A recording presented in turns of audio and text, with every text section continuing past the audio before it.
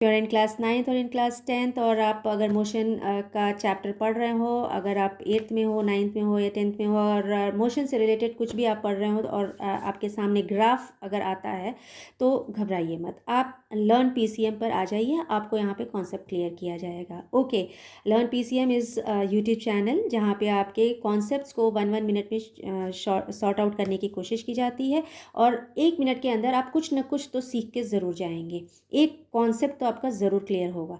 तो ज़रूर से विज़िट करिए, आई एम श्योर आपको वहाँ से खाली हाथ नहीं लौटना पड़ेगा। ओके, तो क्योंकि आपके पास भी समय की बहुत कमी है, आप बहुत ज़्यादा बिजी हैं और इसलिए आपके पास समय ना होने की वजह से 1-1 मिनट के वीडियोस के फॉर्म में आपको फिज़िक्स, केमिस्ट्री, मैथ्स को समझाने की कोशिश की गई है। मैं पूरा का पूरा चैप्टर 1-1 मिनट में करने की कोशिश करती हूँ और 1-1 मिनट के सीरीज़ में लेकर आती हूँ सो दैट कि आपका 20-25 मिनट में वो सब कंप्लीट हो जाए। आप प्लेलिस्ट को भी जाके देख सकते हैं और वेरीफाई कर सकते हैं। पहले मैं वीडियोस बहुत लंबे डालती थी, फिर बाद में मुझे रियलाइज़ हुआ कि नहीं, आपके पास समय की कमी है। जब तक आप तैयार नहीं होंगे, वीडियोस लंबे डालने से कोई सेंस नहीं है, कोई मतलब नहीं बनता। बहुत स्लो मोशन में वीडियोस डालने से क्या है कि आपको बोरियत होने लगती है। तो that is why I am a little faster over here. तो आप जैसा होगा मुझे बताइए। एनीवेज, अब आते हैं वेलोसिटी टाइम ग्राफ के इस कॉन्सेप्ट पर। हमने वेलोसिटी टाइम ग्राफ की बात पहले से शुरू कर रखी है। एक्चुअली हमने 3 ग्राफ्स के बारे में बात कर लिया, यहाँ पे हम टाइप 4 लेकर आए हैं।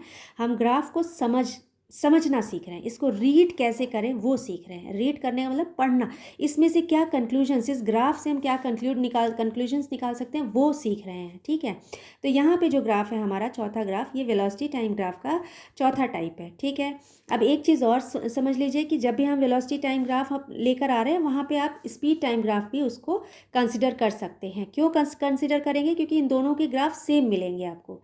ठीक है, बस आपको कॉन्सेप्ट एक दिमाग में ये क्लियर रखना है कि भाई जब स्पीड की बात करेंगे तो ये स्केलर क्वांटिटी की बात हो रही है, अगर वेलोसिटी के टर्म्स में बात करें तो यहाँ पे वेक्टर क्वांटिटी की बात हो रही है। वेक्टर क्वांटिटी में direction as well as magnitude both is available, जबकि स्पीड की जब बात करते हैं तो सिर्फ या तो मैग्नीट्यूड दिया रहता है या फिर डायरेक्शन दिया रहता है। ओके, चलिए अब बात करते हैं स्पीड टाइम ग्राफ, या यूँ कहिए कि वेलोसिटी टाइम ग्राफ की चौथा ग्राफ है ये।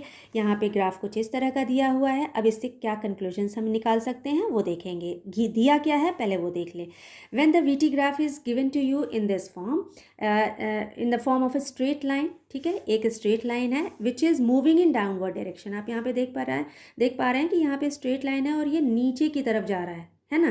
फिर और क्या दिया हुआ है, it is not passing through the origin. आप देख पा रहे हैं ये ग्राफ जो है ओरिजिन से पास नहीं हो रहा है।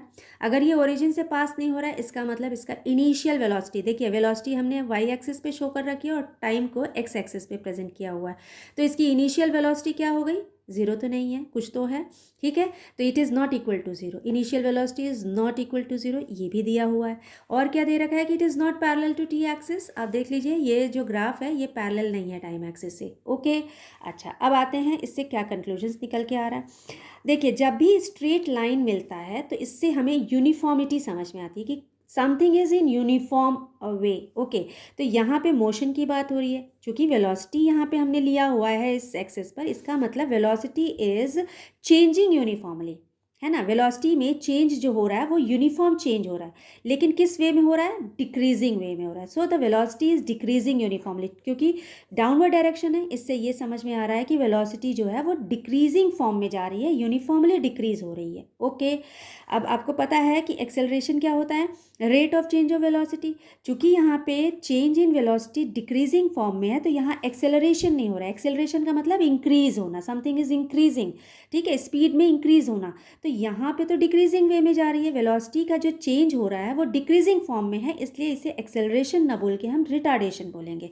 इसका मतलब uniform decrease in velocity is leading to uniform retardation.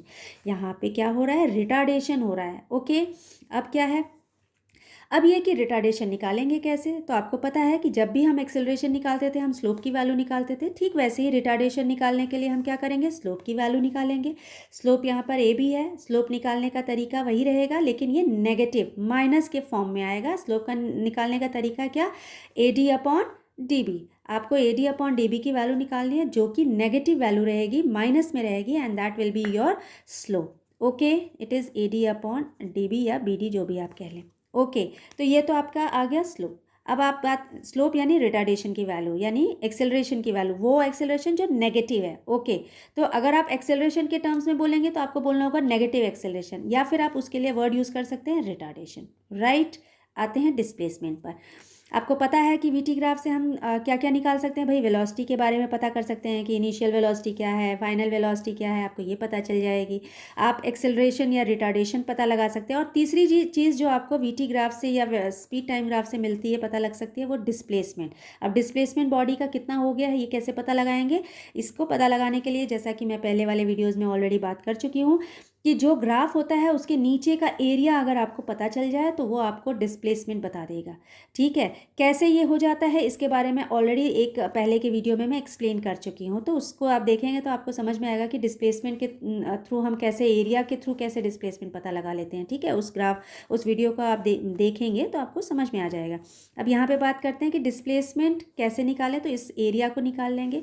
अब यहाँ देखिए ए टू बी का जो ये ग्राफ है, यहाँ से अगर हम यहाँ से एक एक परपेंडिकुलर ड्रॉप कर लें अगर इस टाइम एक्सिस पर, तो आपको यहाँ पे एट सी एक लाइन मिलती है, या बी सी एज परपेंडिकुलर यहाँ पे आपको दिखाई देगा।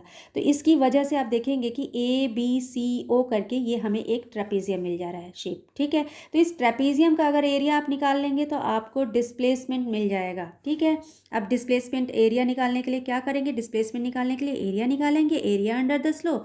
एरिया किसका निकालना है भाई, area A B C O trapezium का निकालना है। ठीक है ना, A B C O trapezium के फॉर्म में, इसलिए इसका निकालेंगे। ट्रेपेजियम का एरिया क्या होता है, आप ऑलरेडी क्लास 8 में पढ़ चुके हैं। ट्रेपेजियम का एरिया हाफ, ठीक है ना, half sum of parallel sides. यहाँ पे सम ऑफ पैरेलल साइड्स यानी कि ये और ये पैरेलल साइड्स हैं। ठीक है ना, यहाँ पे ए ओ और बी सी ये दोनों पैरेलल हैं। ठीक, तो यहाँ पे sum of parallel sides A O plus B C हो गया। ओके, एंड इनटू हाइट का मतलब कि the perpendicular distance between the two parallel sides. तो ये दोनों पैरेलल साइड्स के बीच का परपेंडिकुलर डिस्टेंस क्या है, ओ सी।